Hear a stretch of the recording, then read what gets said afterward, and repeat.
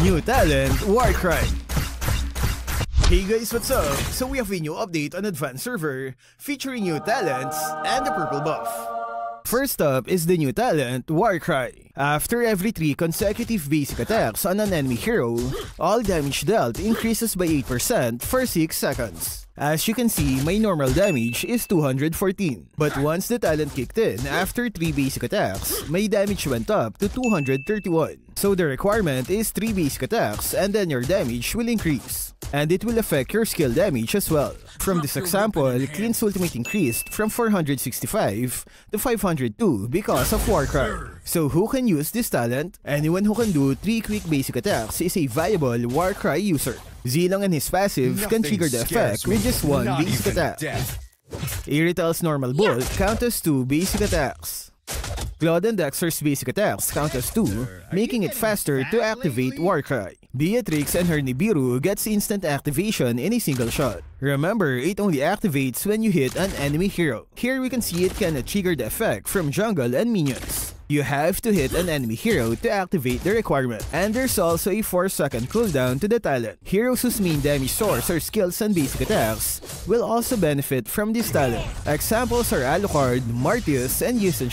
Their skills will be amplified by Warcry when using their combos. However, it's worth noting that this is a tier 3 talent. You'll have to replace the other utility talents like Quantum Charge and Brave Smite.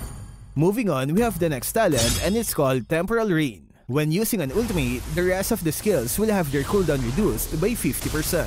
Example is Veil. So my first and second skills are on cooldown. If I use my ultimate, the cooldown of skill 1 and 2 gets reduced by 50%. Pretty cool, right? There's a ton of heroes that can benefit from this new talent. Eudora will only have to wait a few seconds before she can reuse her second skill after a combo. Vexana can complete the 1-2 combo after her ultimate.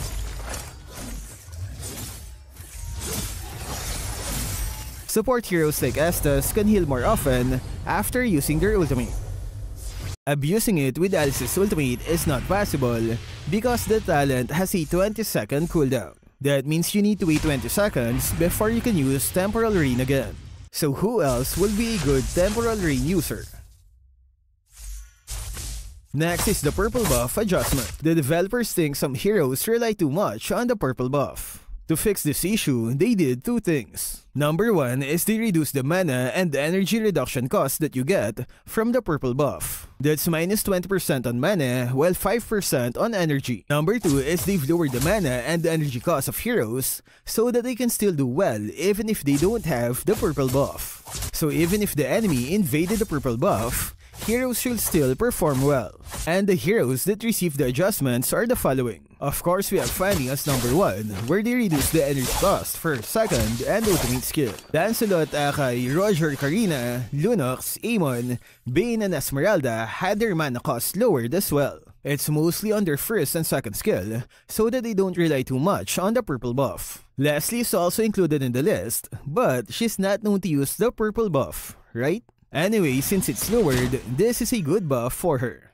Moving on, we have Ling with some big adjustments. His passive skill gets a stronger critical chance converter, while skill 1 will give better critical stats in the late game.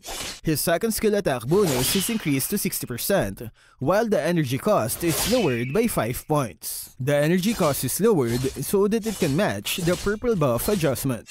Another new effect is it will no longer cost energy when used above the wall. As you can see, my energy bar is still full. But if you use it on land, it will cost energy. So that means you get to use his second skill more often. To balance, the developers removed the heal and slow effect of his second skill. Another nerf is the lowered attack speed ratio from 80 down to 40%. That means we'll only get 40% attack speed from items and emblems. I think the developers want to build him with burst items instead of attack speed. Next on the chopping board is Ruby. They've removed the initial 10% spell vamp on her passive skill. She'll now have to rely on emblem stats on the early stages of the game. Slow duration is also shorter for her first skill. Instead of slowing them for 2 seconds, it's now to 1 second. I think this is just fine since her first skill has a short cooldown. Next, we have Tigreal with a shorter stun duration on his ultimate, from 2.5 down to 1.8 seconds on the combined phase of his ultimate. There's a side-by-side comparison with his ultimate stun duration.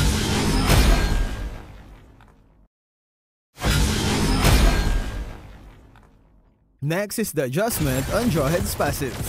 His passive skill will now increase the damage dealt to enemies, and it includes the damage from allies. That's 1% per stack, and its maximum is at 10 stacks. So if Jawhead hits an enemy 10 times, the next damage will increase by 10%. And it also includes the damage coming from Jawhead's teammates. So he's more like a support that can amplify the damage of his allies. What can our Jawhead users say about this update? Next is the buff on Eve. They've increased the damage of her first skill by 40%, but in return, they're removing the extra effect when you hit an enemy hero in the middle part. That means no more extra damage and cooldown reduction when your target is in the middle part of the skill. They said it's a way to make her easier to play and clear waves much faster. Next is the buff on Pharsa. They've increased her second skill damage by 100 points in the early game. The developer said she isn't performing well in high rank matches, so they decided to improve her lane clearing abilities. That's right, because when compared to Vexana, Pharsa's clearing ability is kinda slow.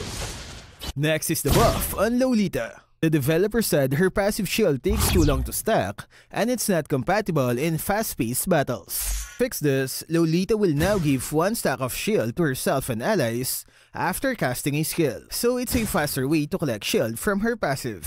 Maybe you can use it to save allies that are about to die. Another buff is the shortened cooldown on her first skill. From 10 seconds, it's now 7.5 at late game. Next is the adjustment on Miya. They've reduced the number of scattering arrows on her second skill from 8 down to 6. To maintain its old damage, they had to adjust base and attack scaling of the arrows. Next is the experimental changes on Joy. Instead of giving CC immunity, her ultimate will now only get slow immunity. To compensate, the damage will no longer decrease over the same target. As you can see, her color is now normal during the ultimate state. So, higher damage in exchange for CC immunity. Is this a fair trade? But since it's labeled as experimental, there's still a chance for this to get cancelled. Next is the buff on Masha. Her basic attack range and base attack is increased. This is her new basic attack range. That means she can reach her enemies a bit easier now. Another buff is the shortened cooldown on her second skill. That's around 74 seconds removed on the skill. Will this make Masha usable? Next is the nerf on Mathilda. Ultimate will have a longer cooldown from 40 to now 65 seconds. But in return, if you hit an enemy hero on its second phase, the cooldown will get reduced by 40%. So that means you will get a longer cooldown if you use the ultimate to escape. If you want shorter cooldown, the second phase has to hit an enemy hero. Next is the buff on Alice. Her passive skill will now grant 3% mana regen per second instead of the old 1.5%. The effect where you get double mana regen during battles is now removed. This is good because you can recover your mana faster. Next are the item changes. The new item Sky Piercer will now lose 30% of your current stacks when you die. The developer said it's a way to punish the carrier on their late game deaths. Rose Gold Meteor and Magic Blade will have lower cost price. Next are the talent adjustments. Brave Smite can only heal if you hit an enemy hero. Previously, you can use it on minions and jungle monsters. But now, it's limited on heroes.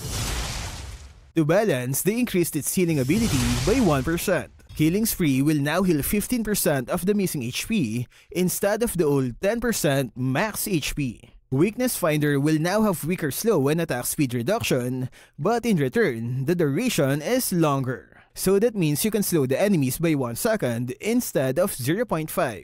And that's it for our weekly advanced server update. Do you like the new talents? How about the purple buff changes? Share it in the comment section. That's all for this video. Stay safe and thank you for watching.